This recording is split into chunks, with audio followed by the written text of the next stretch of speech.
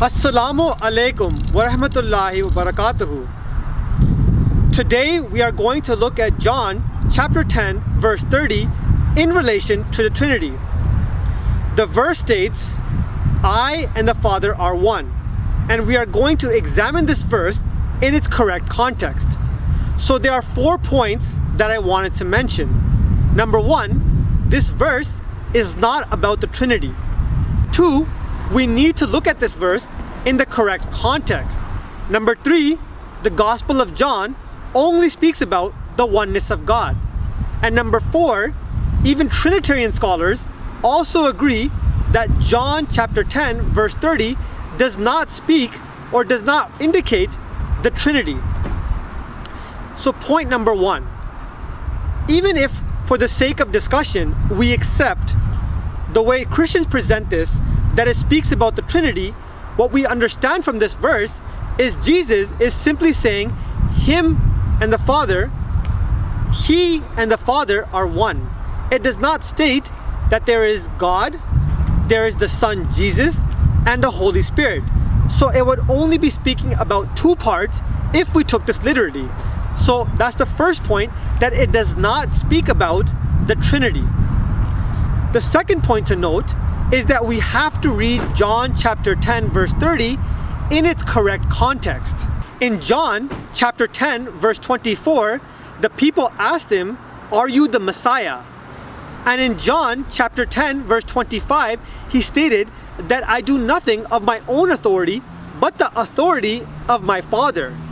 So if God, Jesus, and the Holy Spirit are one being and 3 persons who are exactly equal, Jesus cannot state over here that he speaks on the authority of the Father, because then you have a distinction over here.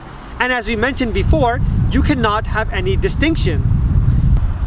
And then going further, in John chapter 10 verse 27, 28, and 29, he speaks about the symbolic sheep which the Father had given him. Again, if we accept God, Jesus, and the Holy Spirit to be one, but 3 parts in the Godhead, so they are exactly equal, he cannot state over here that he cannot state over here and talk about the symbolic sheep which the Father had given him. Remember my example of the Trinity. Imagine a person named Sam. Sam is a human being. Sam is a father, Sam is a brother, Sam is a son. But you cannot have any distinction of any of these 3 persons in any way, shape, or form. And what we find over here though is that Jesus speaking about the symbolic sheep which the Father had given him. And that cannot happen if we take the Trinity to be the way that the Christians present it. But going forward, this is where he states that, remember, even though we are 2 distinct beings, but remember, our mission is exactly the same. And that's why going forward, Jesus states in John chapter 10 verse 30 that, remember, I and the Father are one, meaning our mission, not one being. The third point to note is when we look at the rest of John, we also find it's speaking about the oneness of God. For example, in John chapter 14 verse 28, it states, the Father is greater than I. And then going further, Jesus also clarifies what was mentioned in John chapter 10 verse 30. And I'm going to read some of that for you. In John chapter 17 verse 1 to 3, Jesus speaks about the God which Christians speak about and says that that is the only one true God. And then in John chapter 17 verse 11, Jesus clarifies his position when he states, Holy Father, keep through thine own name those whom thou hast given me, that they may be one as we are one.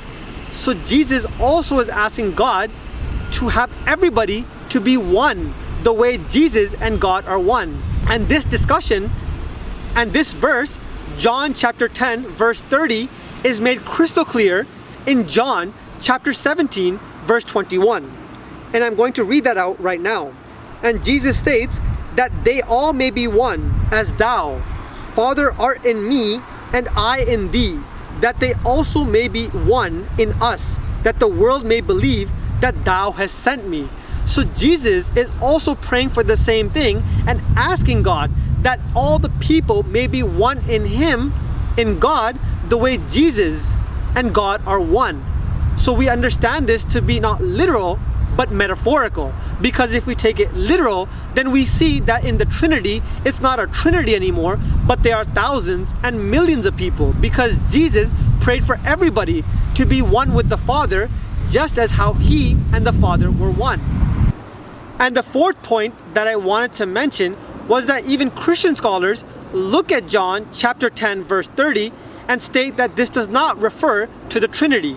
There was a man in the 3rd century named Tertullian, and he also felt the same way when he explained and interpreted this verse and stated what this means is that he stated, we are one thing. This verse refers to we are one thing, unum in Latin, as opposed to one person, which is unus. So Tertullian also felt the same way as well. So what we conclude from this is that John chapter 10 verse 30 is simply Jesus' prayer for him to be one with God. Not exactly one, not literally one, but metaphorically in essence, as opposed to literally. Thank you very much.